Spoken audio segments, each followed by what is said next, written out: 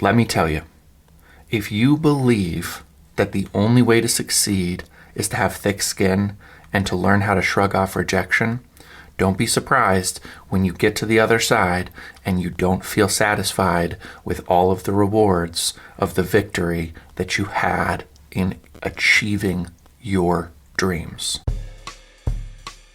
This is TRBM, a podcast for authors who are serious about earning a full-time living selling books to readers.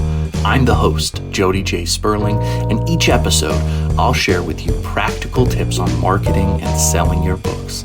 And I won't hold anything back. Sometimes I fail.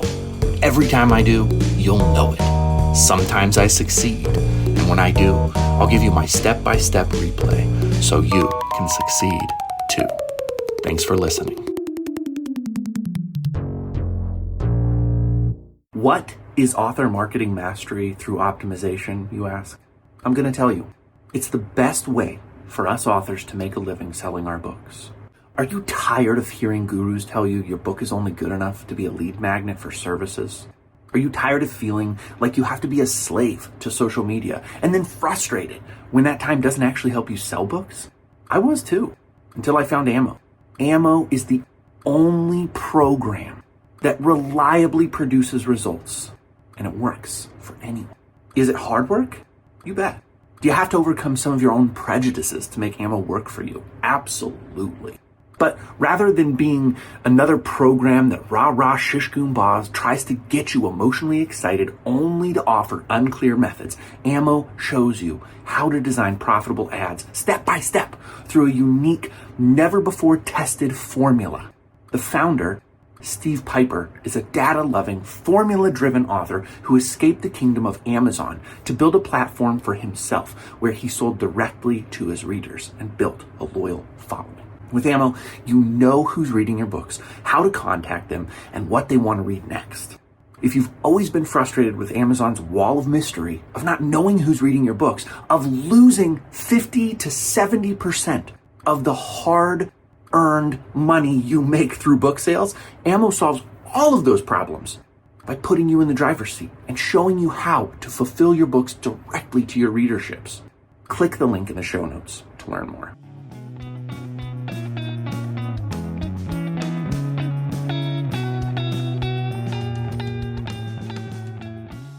Rejection is going to happen in life. Rejection is going to happen especially when you are trying to achieve something great. We all get to define great for ourselves. I think that there are some hallmarks of greatness. I've talked about that in other episodes. I'm not going to go deeply into it here. But rejection will happen when you are trying to push outside of the mold the society wants you to be in. You're going to see your friends start to push back on you. You're going to see your family start to push back on you. You're going to see people who have known you in your life as you were before you decided to go after the big thing start to push back on you. And that is going to be abundantly true if you are a writer. And why else would you be listening to this podcast? The first time you pick up a pen and paper, someone will say to you, "Oh, that's so great. You're expressing yourself. You're a great storyteller." They'll give you all those cues, maybe that warm you inside and get you started. And then you're going to write the next day, and the day after that, and the day after that. And it is very likely that during that process, you will have a number of people who will celebrate your commitment. And they'll tell you you're growing and you're getting better. And then there will be a day where you get your literary agent, you get your publishing deal, you choose to self-publish, you put your book out in the world, people start buying it, people start reading it, you know that you have real potential, you know that you can take this craft further, that you can really do something with your abilities, that you can have 10,000, 100,000, a million, 10 million readers, you can be a New York Times bestseller, and you start chasing that. And all of that is real in your mind, and it is true in your mind. Then the very people who said, "Oh, you have talent. I'm so proud of your hard work," they'll say, "Hey, when are you going to wake up and be realistic? When are you going to be practical? When are you going to stop dreaming with your head in the clouds and take care of your family? You're missing out on your kids' baseball games. You're missing out on your kids' football games. You're missing out on your kids' wrestling meets. There's a lot of stuff that people want us to do for our kids. If you have kids, they'll tell you, you are not supporting your wife. You're not supporting your family. They'll tell you, you are making a mistake.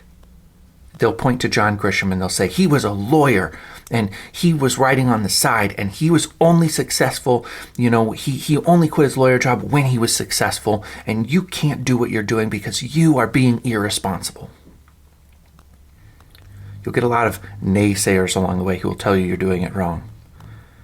Those same naysayers will be the people who won't read your books anymore. Maybe they did in the beginning. Maybe they read your stories. Maybe they read your stuff and they told you were good. But at some point they stopped reading your stuff. And if you get them drunk enough, they'll tell you they think you're a shitty writer. They'll tell you that you don't really have the talent. I mean, you are good, but you were never that good. And if that's not bad enough, you're going to get negative reviews on Goodreads or Amazon or Libro FM. Wherever reviews can be left, there are going to be people who are going to attack you, who aren't going to like what you're doing. And some of this is subjective, and some of it is jealousy, and some of it is just power tripping. There's going to be a mix of all of it. You're not going to satisfy everybody. You're going to have people tell you that this choice you made about your book is really stupid.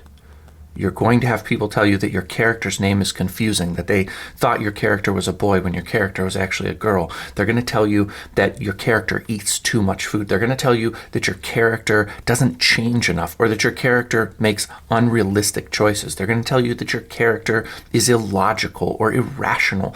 And you're going to know some of these things. You're going to actually know that you intentionally created a character and that they're reading it correctly, and yet it's not going to connect with them, and they're going to blame it on you. And you're going to know in your heart that you can still do better. You're going to know that you haven't written your best book yet. You're going to know that no matter how great the book is, you could do better. And it's in that tension that rejection really, really hurts. And so you've heard people tell you before that in order to succeed, you have to grow a thick skin. I can't tell you how many times through my schooling process especially that I was confronted with this idea that I had to deal with rejection if I wanted to be successful. People would say, you can't take these things so personally. You have to understand that you have to thrive even in rejection if you want to be successful. So I'm telling you that rejection is going to happen.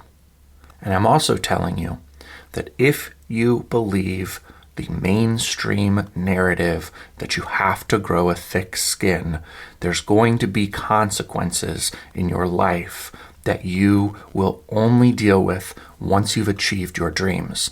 There's also going to be immediate consequences. Growing a thick skin means that you're not as available to feel things as you would want to be the great writer you want to be. Ernest Hemingway, I'm not going to quote him exactly, but he says, how do you write? Well, you open up a vein and bleed all over the page. Imagine how much harder it is to open a vein if you have thicker skin. I mean, that's just practical. That's just going with that metaphor. If I have to push through more skin to get to blood, okay, cool. I'm harmed less easily. But it also means my body is less in tune with what is damaging, with what is negative, with what is bad. And if we're writers, we need to be deeply sensitive to the things that wound so that we can tap into them and show our readers. Whether you write to try to illuminate the darkest points of the human soul, or you're just out to entertain people with a good old-fashioned yarn. And then there's the personal consequences of growing that thick skin, not being as in touch with your spouse, your significant other, your children, your friends, your family, whoever it is that you're daily relating to. If you have thicker skin, then you are less present to the people around you. There is an alternative. There's an alternative to growing thicker skin, and that is to recognize that you're enough. You are enough. Who you are is good enough. And that doesn't mean that you don't do anything. It doesn't mean that you don't put the effort in. It doesn't mean that you don't stand in front of the rejection and that you feel it. It just means that instead of becoming better at deflecting it, you absorb it and it doesn't destroy you. The only way you can learn this lesson is if you choose not to grow thicker skin. Rejection won't destroy you. You're already good enough. You are already good enough. Rejection will not destroy you. So don't grow a thicker skin. Okay? Wherever you're at right now, whatever you're going through, don't shrug it off. Don't deflect it. Don't push it away. Welcome it in. Bring it into you. Feel it. It just might be that something inside the rejection is the seed of the next great thing that you can do. It might be that inside of the rejection is the next phase of growth in your life. It might be that the rejection is the catalyst for an amazing birth of something that the world needs that only you can provide. And it might only be once that you get the message. I hate to tell you this, because probably people in your life have contradicted this, but there have been messages that have come to you that were timely, that were unique, that were one of a kind, and when you missed them, a door closed forever. I know for myself that I have missed opportunities, that if I had been open, that I had been loving, that I had been caring, that I had been genuine and generous, that I could have received certain blessings sooner, unique blessings that I will never get to experience. I think of my friend Joe Salvatore. He has been flirting with the idea of being a guest on this podcast for well over a year now. He's the hardest to track down man in the world. He reaches out randomly and will talk about collaborating on something and then go quiet for a long time. He's a fun guy. He's an editor for the Brooklyn Rail. He is a professor at the New School in New York. He taught me a great deal about writing successfully. He wrote the book To Assume a Pleasing Shape, a collection of short stories. One of the stories, titled Breasts, is one of my all-time favorite stories. Very successfully channeled the best parts of David Foster Wallace in a unique voice that only Joe has. He referred me to a literary agent when I was graduating my master's program, Erin Harris. And I sent her my book, The Stories of Bogey, and she rejected me. And I think back on that, and what I know to be true is, had I taken the time and the effort and the energy to make the book right, if I had reached out, not rushing to be the next $1 million author, not rushing to get my big advance, if I had reached out and said, hey, Joe mentioned that I should send my book to you. I have it ready, but I also know I want to learn a little bit more about your process and make sure I'm a good fit. If I had offered any kind of value or conversation before diving right in to the sample query, I think I could have made that happen. But my desperation was so profound. Calling all self-published authors. If you live in the United States and you've always wanted to see your books in bookstores, this may be the most important ad you'll hear in 2023.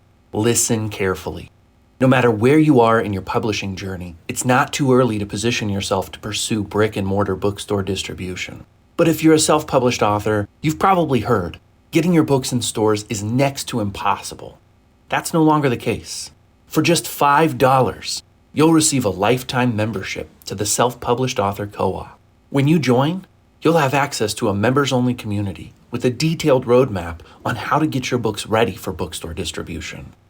Joining our community does not guarantee bookstore distribution, as there's a limited availability each month to be a featured author. And that's why the cost of a lifetime membership is less than a cup of coffee. Whether you're just about to publish your first book or you're selling thousands of copies a month, if you don't have your books in bookstores, the Self-Published Author Co-op is the easiest, most efficient way to get national distribution of your books. Click the link in the show notes to join now.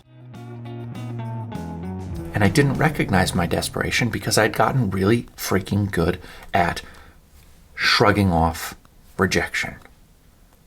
Really good at shrugging off rejection. So good at shrugging off rejection that when I saw something that looked like an open door, kind of a crack in the wall, a ladder over the barrier, the barricade, I went after it without thinking, hey, instead of being my moment to shine, this could be my moment to build into something.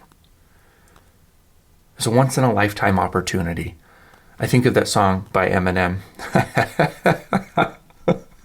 I love it though. I've gone back to it many, many times in my life. You only get one shot.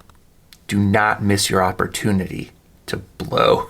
This opportunity comes once in a lifetime. You know I'm not a rapper.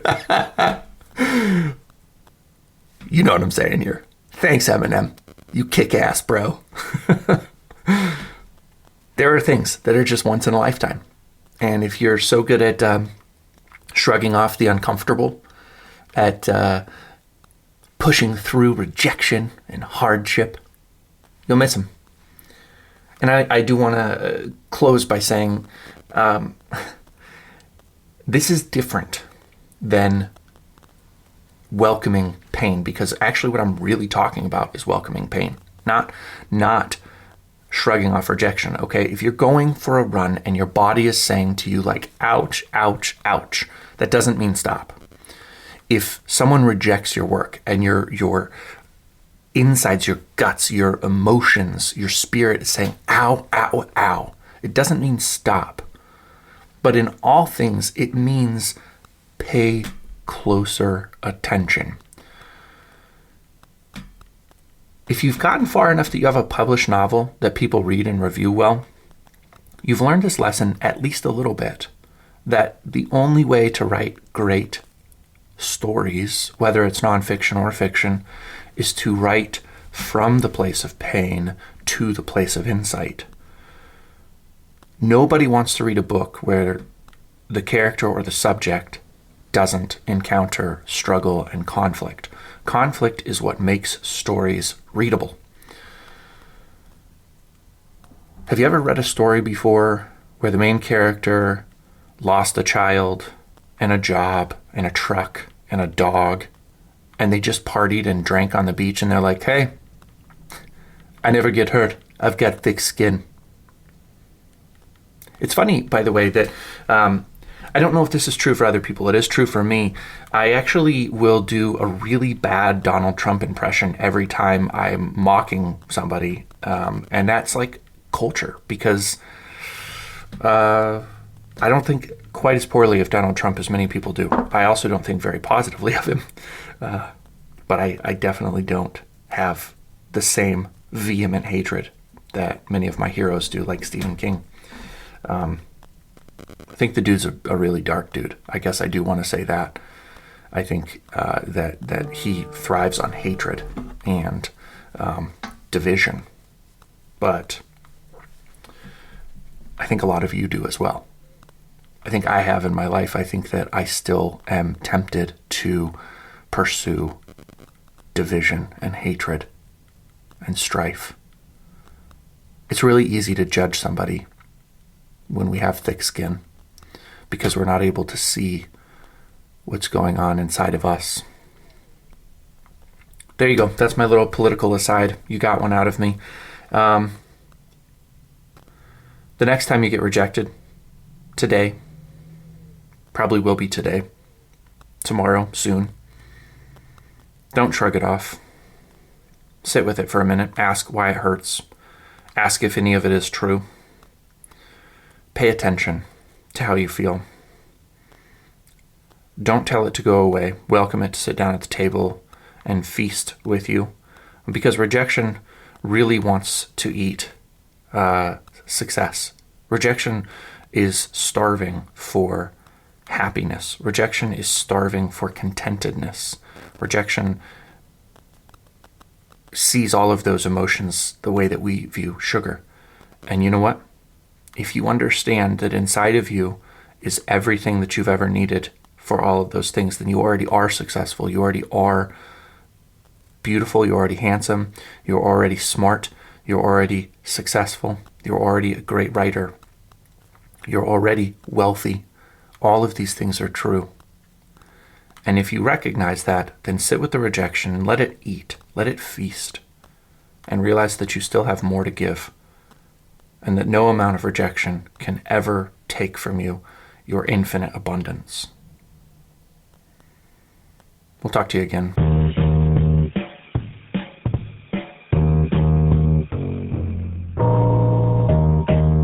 Thank you for listening to TRBM. The theme music was provided by the ever-talented Christopher Talon. And hey, if you liked what you heard, share this show with other readers, because what's the point of telling stories if nobody's listening?